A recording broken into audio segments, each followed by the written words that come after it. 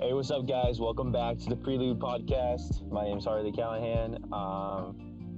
This is a picture of me. We're just gonna go with it today.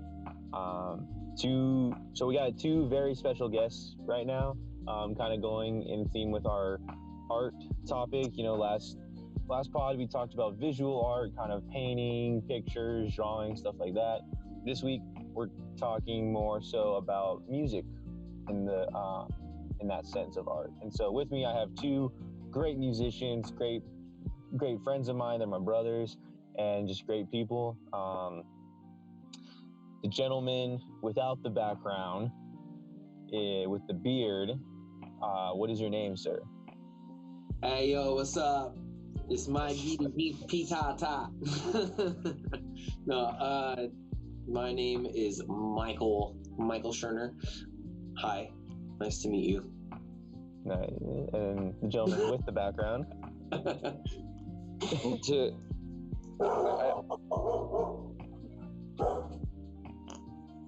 I think I let the dogs out. There you go. First of all, I think the guy to my side over here, his name is actually Shrednar. I think that's... Yes, Michael's nickname for us is Shrednar. The one we given him is Shrednar. Okay, but my name is Adam. If you haven't already met me or don't know who I am, my name's Adam. Glad to be here. Nice. And so, hey, what's up, Adam? What's up? This is either gonna go really great or gonna go really downhill. We'll see. Anyway, can you guys kind of give a brief introduction onto what you do musically? You know, like, do you play an instrument? Do you write music? Do you produce? Do you record? Do you review music? You know, what do you do musically? Anyone can go. Don't rush at it. Okay, I'll start. I play guitar. That's my first instrument. I started with electric guitar and then acoustic. And I quickly, well, I've been singing my whole life, but I, went on to taking singing more seriously in high school, and songwriting just kind of came naturally because I didn't ever really like covering songs. Like, I just was more the creative type and just had more enjoyment in creating. So I do a lot of songwriting. I've been songwriting for like 16 years, 17 years, something like that. And I play drums, and I lead worship. That's like I guess the biggest thing that I do with music, and the most important thing to me is praising God with my music and leading people to Jesus through music. So that's awesome, man. Really rad. Adam, how about you? Well, sort of a reverse order with the kind of the electric and acoustic. Started off with an acoustic. I actually, when I was 13, picked up my dad's guitar. I don't think with him knowing it, but I don't think he should have been too afraid of anything going wrong with that. Yeah, I started playing just after, I would say, like, listening to my dad, because he always played when I was a kid. So I was like, oh, that's kind of cool. So I kind of wanted to start learning, and I've only had a few lessons, like, from my uncle, or like, I took a summer class once for like a basic guitar class. But other than that, I've been self-taught. Yeah, I think most of the time I am trying to come up with something of my own, or like that. I love experimenting with different tunings. So it's no surprise to me that Led Zeppelin 3 is my favorite album for its heavy acoustic instrumentals, as well as just weird tunings. But that's kind of what has inspired me to also just feel uncomfortable with something musically, because I love learning, just constantly learning stuff about music, whether it's musicians or just different like the background or stories behind certain lyrics or songs, or just even the backgrounds of certain musicians. I mean, while I don't have an extensive knowledge of it, I'm constantly wanting to kind of delve deeper into that. I've been writing lyrics, but I'm still getting to the point where I'm piecing lyrics and instrumentals together. I've been it would have been almost a year, or it would have been almost, I would say a year exactly, that I've been with a band of people going to Rescue Mission in Long Beach. It's a homeless facility where we go and serve them food there, and then we lead them through worship and a message. But I've been playing and singing worship through there since about like last April. So that's, I would say, a fair background of what I've been doing within music. Nice. Yeah. And then for me, just so like the listeners kind of know, because I've already done my introduction, but I haven't talked about my musical kind of background. I'm not as talented as these two guys. I consider myself more or less a dabbler in music. I've listened to music all my life. I just love, like, CDs are like the coolest thing to me, and I just love sitting with a CD and just listening to it all the way through, figuring out who worked on what, you know. So me and Adam share that. I probably have more of an extensive knowledge on like who, like where it was recorded, who recorded it and what. And so that's kind of where my forte is around, I'd say more like A&R production stuff. I do play guitar myself. I learned punk rock guitar from an old punker years ago. And so power chords, cowboy chords, all that stuff is what I know how to do. So yeah. And I've been playing music with Michael and Adam on and off for like a long time. So it's been really fun. It's really cool. So kind of getting into the music, I have one question I want to ask you guys that is always on my mind. As a performer and as someone who uses their gifts for God, is there a struggle between the ego and the service of that? Because especially for Michael, you lead worship on like a pretty big stage, you know, where does that balance come in, you know? Because not only because you're serving God and you're trying to worship through your gifts, however, you are your gifts essentially, you know, like you love write. You say yourself, you don't like really covering songs. You're more of a person who'd rather write and create new stuff. So how do you balance the ego and the art with the service of worshiping? Well, the first thing that comes to mind is like, yeah, if I'm on the big stage leading worship, it's like one thing I kind of had to learn really, really early on, and that was just always embedded in my mind, was that when I'm worshiping, I don't want people to see me. I don't want people to hear me. I want them to see and to hear God. So before I came to like be a worshiper of Christ, like I was, you know, a worshiper of self and the art of music, and it was all about creating good art, and it was all about being the best and being an icon and all that kind of stuff. And then when I found myself in such a hopeless place as that kind of musician, when I started serving Christ as a worship leader, I was actually serving at the Long Beach Rescue Mission as well. That's where I started leading worship. I got one of the shirts on right now. Represent. Hey. One of the guys at the shelter gave me this shirt like years ago, so that's pretty dope. And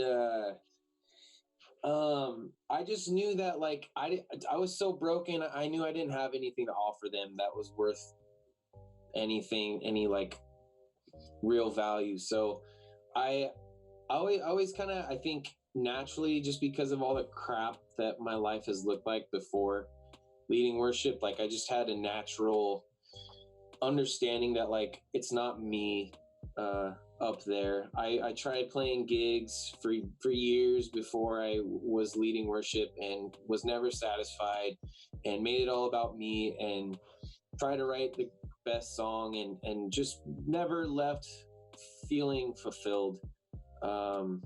And never got even really a good response from people like, wow, man, like that was great. Like the only time I had any real response, interestingly enough, was when I wasn't craving the response, was when I was just like seeking Jesus. And it was like people, because people were seeing Jesus, they weren't seeing me and my, you know, what Michael had to offer. They were seeing what God had to offer. And that's so much more amazing. As far as like the personal like desire of like singing my own songs and like people hearing that and me singing my own voice, because sometimes leading worship, it's like you're not really singing your voice, you're like singing other people's voice, because I'm like a blues kind of singer and like rock singer. So like when I lead worship, like there's not a whole lot of like rock vibe or like bluesy vibe worship songs. So I don't know, it feels kind of weird sometimes, and I have to do things with my voice that aren't natural, and I have to really like work on like pitch a lot when I'm singing and worship songs, because it's very unnatural for me most of the time.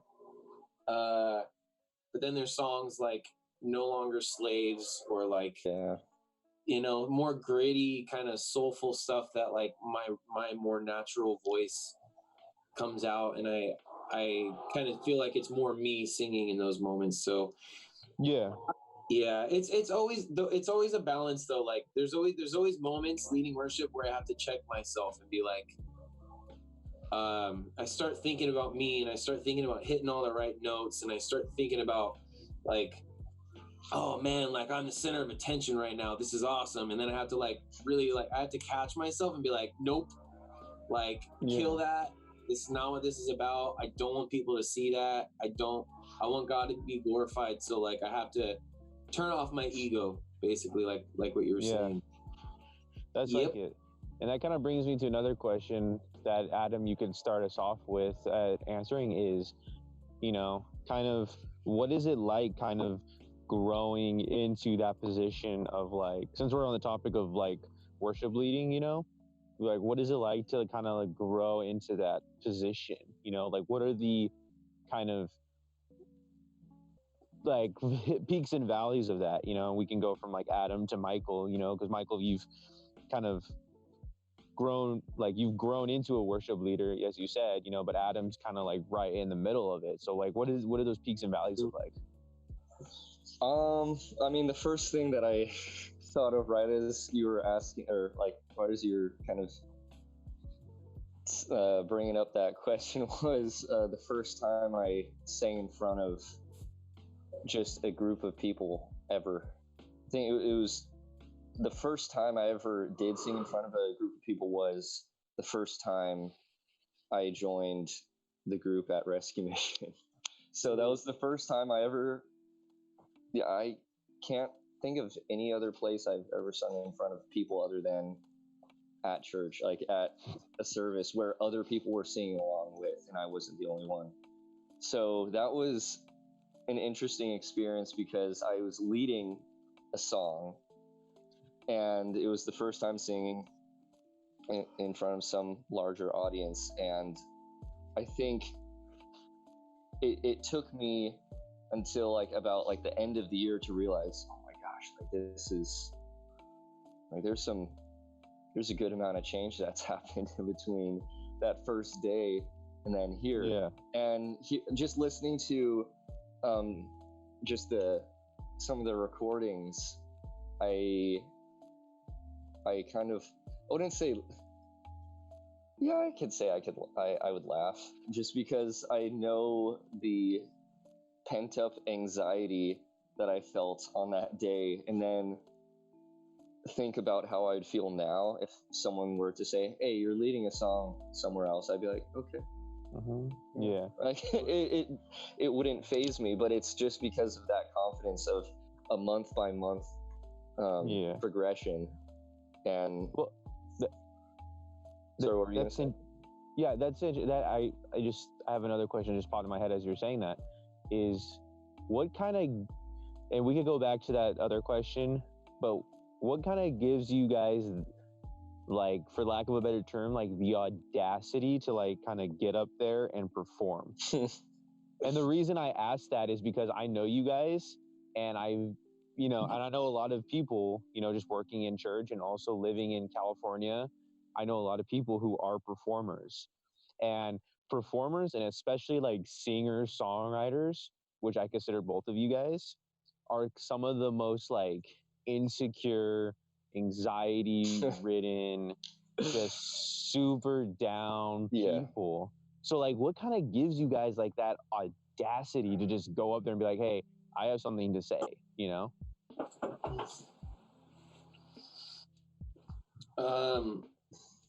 Well,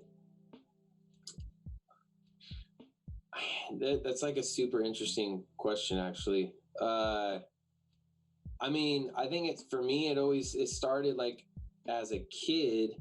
Like, I always really wanted to be heard, and wanted to be the center of attention.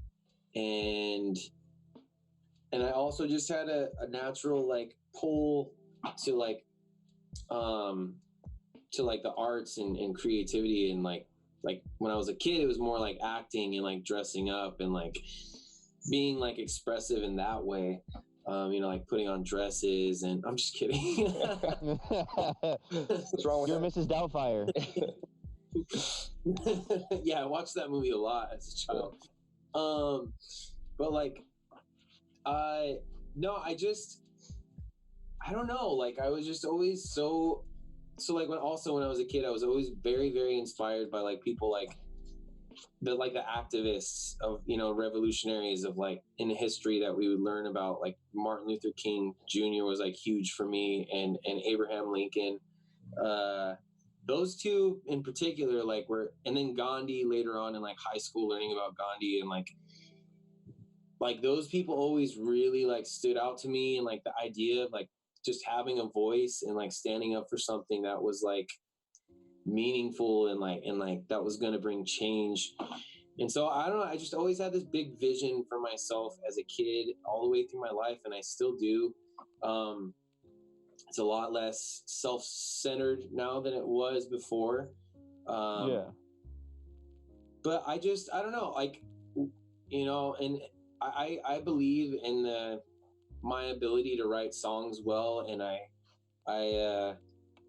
believe that like the way that I write and the way that I write, I think, is something that people will enjoy, and then I talk about things that I think people need to hear. So, and I try to do that in a way that people will listen to it, because a lot of the stuff that I'm gonna say through my music is stuff that people aren't gonna want to hear, and it's maybe political, or it's about Christ, and it's about things that make people uncomfortable. So I try to make the music is like comfortable and is like write it in a way that it can reach the most people, and like anywhere from like little kids to like old 80, 90-year-old people will enjoy listening to, because I just want the message to be heard. So I basically, all that to say, like, to put that in a nutshell, I believe that I have something important to say.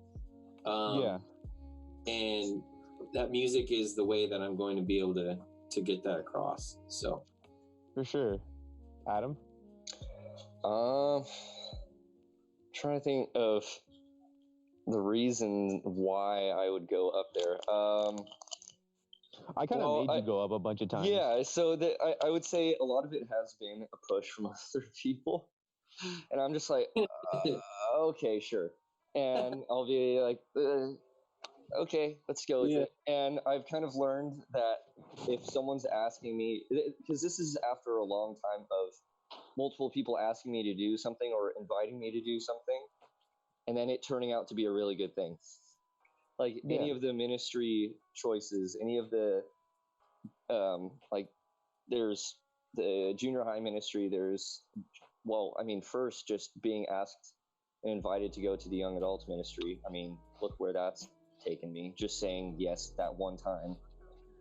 Yeah. Kind of rolled out into this kind of long progression of saying yes to different people. And I think I kind of, in my head, when I first started going to rescue mission, I think for that, I just said, okay, this has been working out. I think I should listen to my gut, or just listen to my past experiences with this. But when it comes to actually being up there, I don't know. I think for me, deep down, I like the attention is nice, yes, but for, I guess, just much like Michael was saying, a lot of times, like, my silent prayer before going up is, God be my hands, God be my, like, be my voice, be, like, I don't want this to be me. And I think I also enjoy it. I mean, I enjoy playing music, I enjoy singing, I like the, I guess, the rush of being up there and doing something different that I'm uncomfortable with. And I think the fact that it can bring people peace and bring people kind of like a happiness or some type of joy, I think that's what is such a special gift when it comes to being able to, I guess, sing or play music. That's the gift that I receive, is seeing other people's, I guess, days brightening up a little bit when God is using me for something. And I think that's the big thing for me. For sure. So kind of like a general thing I'm seeing is like you guys feel called, and which I think is super beautiful. Michael talked a little bit about inspirations. Who are like your guys's, if you can, like top 5 musical inspirations? Top 5. So Michael Jackson for sure. From as long as I can remember, he was like my first inspiration musically. Being such a great performer, and like his music was always so much fun and like entertaining, and then like, of course, his dancing was just insane. And so like I always loved kind of imitating him as a kid. And then Jimi Hendrix is one of the biggest reasons I picked up an electric guitar, seeing the Star Spangled Banner at Woodstock. Like, insane. I was just blown away by that in junior high is when I saw that. Thanks to my dad being like a big Hendrix guy. Dustin Kensrue from Thrice, the lead singer, songwriter of Thrice. Just loved his voice, loved their music, loved the angst of it, and like it was in a vocal range that I felt like I could handle. So that was nice. Ray LaMontagne, this acoustic singer-songwriter guy, freaking amazing songwriter, just heartbreaking songwriting, and like I love his like raspy bluesy voice. And then if I had to pick a 5th one, it's kind of, now that's weird, it's like getting to that last one. So I guess I would say like a drummer, and Thomas Pridgeon of the Mars Volta is drumming. Just he's like a gospel chops kind of drummer, and he's just insane. And after hearing that guy drum with the Mars Volta, like it like exploded my whole conventional idea of like what drumming looks like, you know, and which was just great. It just made me a wild man. It brought out the wild man in me on the drums. So those would be my top 5 off the top of my head. Right on, right on. You're kind of a little weirdo with all your music, fool. Yeah, I like weird stuff. Yeah. I'll go real quick. For me, I would say my musical influences have been Johnny Cash, absolutely. Yep. I love that fool. Dave Grohl, just an insane musician, an insane songwriter. I'd have to go Slipknot in just general. Like that entire band is just like one living organism, and it's beautiful. That's 3. Dang, this is hard. I give you guys hard questions. I suck, man. Corey Taylor with the range, though. Corey Taylor, 6.5 octaves. Green Day. I love Green Day. It's one of my favorite bands. I learned to play guitar on American Idiot. Green Day, and I'd say The Clash. The Clash have definitely been like a huge influence on me. Awesome. Okay. I know both you guys for sure know my top pick. I mean, wait, my mind is, I think I know. SRV? Or no? Is it John Mayer? Yes. Okay. Stevie Ray Vaughan. Only because, SRV, he's one of them. I would say just because of the malleable nature of John Mayer's just overall performance in anything. Like, I always tell people that you could put him in any type of genre and he'll adapt to it, and he'll be able to do it with a guitar somehow. I don't know. He just can. And he's got a great voice too, which, I mean, who needs a voice when you could play like that?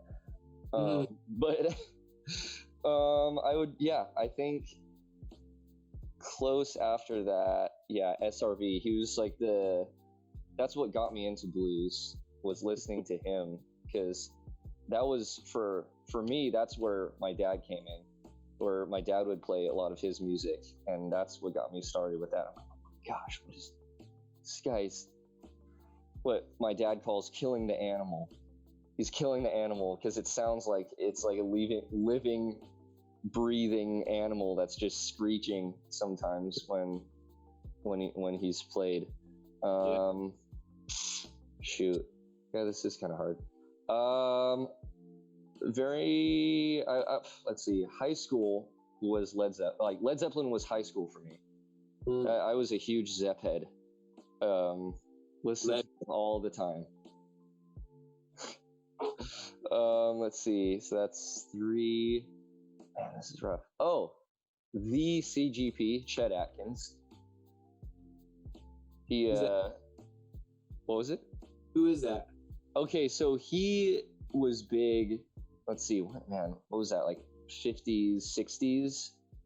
Like, that's when, like, I can't remember exactly when he started out, but he's kind of been the inspiration for many musicians just because of his fingerstyle playing and like finger picking and everything, but with the melodies and the sounds and just the dynamics that he can create with finger picking. It's just, the music that he has made is beautiful. And he's been an inspiration for many people that I've listened to. Let's see, that's 4. 5. Harley Callahan. No. Sorry. But also, whatever. Get off my pod. Let's see. Crap. Okay. Come on, Adam. Five, five, five, five, five, five. I think I'm gonna go with a more recent one, and go with Paper Kites. I would say because you have the soft voice of their lead singer, but you also get I guess in one of their albums you get kind of these cool 80s vibes, with like the gated reverb of the drums that kind of came out of the 80s. It sounds like they implemented that, but I really like their sound. Killer, man. That's I'm a big fan of theirs. Killer. So we're running short on time, so I'm gonna ask two more questions, okay? And I'm gonna tell you them first off, so you can think about both of them while I ask them. The first question I'm gonna ask you is how has your influences influenced the way you play and how you play now? So again, you guys are worship leaders, you guys lead people in worship. How do all those influences affect how you lead people in worship? And then the last question I'm going to ask you guys is, what are some like crazy moments you've experienced leading people in either worship or just music? All right, so those are the last two questions. And yeah, and it's just, again, we could talk forever, I'm probably going to have you guys back on. So yeah, so just those are the two questions. So how have your influences influenced you right now in leading worship, and a crazy moment you've experienced like leading worship or playing music? Wait, can you repeat that last summary of the question again? I'm sorry. So how have your influences how do your influences influence you now in leading worship? Oh. And then a crazy moment you've experienced either playing music in front of people or leading people in worship. Because I know, Michael, you have played live shows. I know you've seen some stuff, but I also know you've seen some stuff leading worship as well. And same thing as Adam. So kind of memorable moment, essentially. I think the thing that stands out to me the most is the free spiritedness of my influences. If you go to my top influences like Hendrix and Michael Jackson and Thomas Pridgen, especially those three, very, very just free in their expression, and think with worship, they're also very bold in what they do, and they take chances in their music, and maybe step out into uncomfortable things, and it doesn't always have to be perfect or pretty, but sometimes those off moments create the best. I know that Adam will agree with that. The mistakes can kind of be the best thing sometimes. Yeah. But I don't know, just for me, it's just because I mainly lead worship, and even when I wasn't leading worship, honesty and just the raw, playing with your heart and soul, I think that's why I'm more drawn to bluesy kind of stuff, because it has so much feeling and it has so much soul in it. It's it's like an honest music, and there's so much dishonest music in the world right now, and especially in popular music. It's very just surface level and mind numbing, I would say. Oh, don't you worry, Michael. We'll get to that topic another day. Yeah. But yeah, I guess just to sum it up, it would just be being very real and raw and what I do, and to pull up an experience.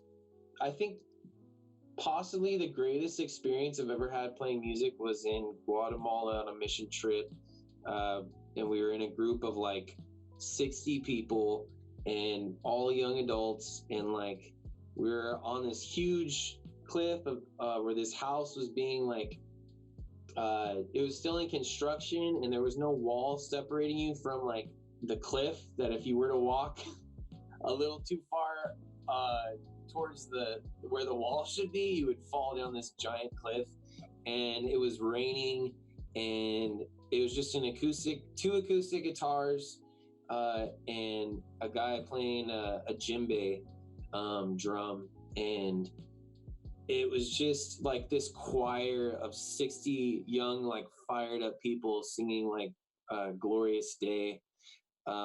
Just an acoustic thing that turned into this like crazy, like, it's hard to describe when something like as a worship leader, that those moments are the most amazing, fulfilling moments, when like you have that many people fired up and not worried about how they're sounding when they're singing, and just shamelessly like praising God together, as a one like singular unit or body, like it just, to me, that was the most beautiful experience as a worship leader. That's awesome, dude. That's beautiful. Adam? Okay, so for me, when it comes to influences, I would say that's what's okay. Because like I said before, with experimenting with different tunings, all that stuff, it's like that's where the inspiration came to create my own music, where I'll start, like that's where I started learning how to do like finger picking and just all of those, just trying to create my own patterns. And that's what I've been able to do now, is like I could create my own just alternating patterns. And that's, I would say, turned into, or that kind of translates to how I play worship songs too, where I'll just add in some fills like here and there if I'm really feeling it, and that's where I'm not really worried about what's going on. I'm just in the moment, and that's usually when the best stuff comes out, I would say, is when you're caring the least about what people think. That's where I would say I guess John Mayer's personality kind of has inspired me. Just the way that I don't know, he seems like a huge goofball on stage, where he just doesn't care. He's just having fun. And that's where I think like I would like to be at when it comes to, let's say, if I'm ever on a stage. I just want to be having fun, not worrying about it, and just enjoying what I love doing, but also, in this case for worship, bringing out a message to people. And that's, I feel like the message would come across a lot easier if I had more of that just kind of carefree mindset. And I guess same with being in the moment. SRV, his eyes are, if you see any video of him, his eyes are pretty much closed the whole entire time. He's just feeling the instrument and just going with the music. And his Austin City Limits performances are the greatest thing ever. So good. But yeah, I would say that's where they've influenced me. But when it comes to certain moments, I don't know if it would be necessarily in the times that I've worshipped, but I guess I've had many moments where it's like I said, I'm not caring about what my voice sounds like, and that's what usually helps me sound better in a way. Like that's where my voice comes out at its best, or that's when my playing starts to feel super fluid and effortless. But I would say in worship moments, it was when I would say the most anxious about what I sounded like in a certain season of my life, that brought me like the most discomfort. But it was in that same season where I just reached out and I was like, okay, I don't really care anymore. I'm just gonna sing my heart out. And it was one of those moments in just singing worship at a young adult service where I would say I felt like I was going to start crying, where I was just feeling the music and actually thinking about the words while I was singing them. Just because too often I'll just be singing the words and they'd be very empty. But yeah, it was just that one moment where I felt like I was just gonna just break down crying because I was really feeling like the words spoke exactly what I was feeling in that moment. And I just needed help.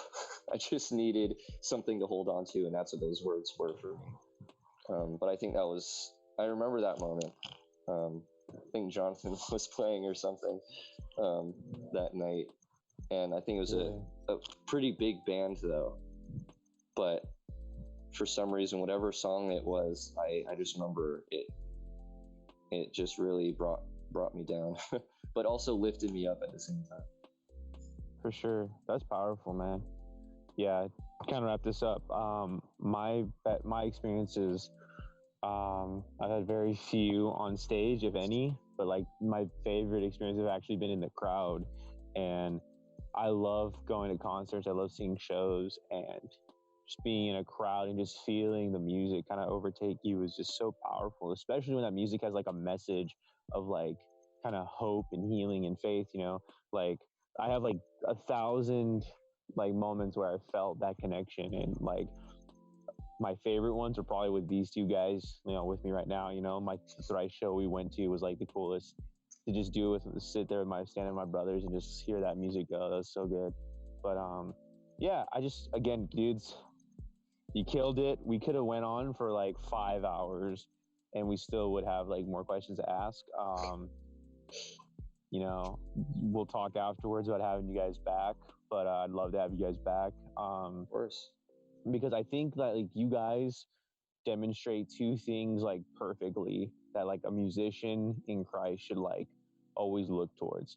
A musician in Christ should always look for like their calling and their purpose in that calling. You know, like Michael said it himself, you know, like he's more of a bluesy singer. And so like, yes, he'll do whatever God asks him to do, you know, but like Michael's creating music that is for his style, you know, like what he's comfortable with, what he can do super well, you know.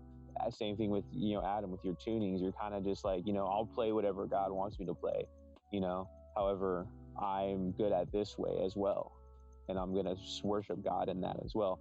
So it's like kind of the calling and the tools to do that calling, and it's beautiful, guys. I want to thank you guys so much for joining us, for listening to the Prelude podcast. You know, if you guys have any questions in terms of visual art, if you guys have any questions in terms of music art, let us know in the comments of the YouTube.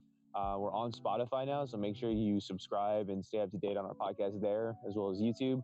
And let us know how you guys want to kind of interact with us. You know, we can do a YouTube live stream, we can do a Zoom call, you know, whatever. Like, you know, you, the audience, let us know how you want to interact with us. With that being said, we love you all, we appreciate y'all, and we'll see you later. All right, so I just wanted to let everybody know I am finally putting some original music out there. It should be up on Spotify, SoundCloud, Apple Music, all that stuff soon. I don't have an exact date, but the song is almost finished recording that I'm going to release. So it should be within the next month for sure, hopefully within the next couple weeks. But just wanted to let everybody know that that's coming. And then shortly after, a demo, a 3-song demo I'll be releasing. So just be aware that that's coming out. So appreciate you guys checking it out.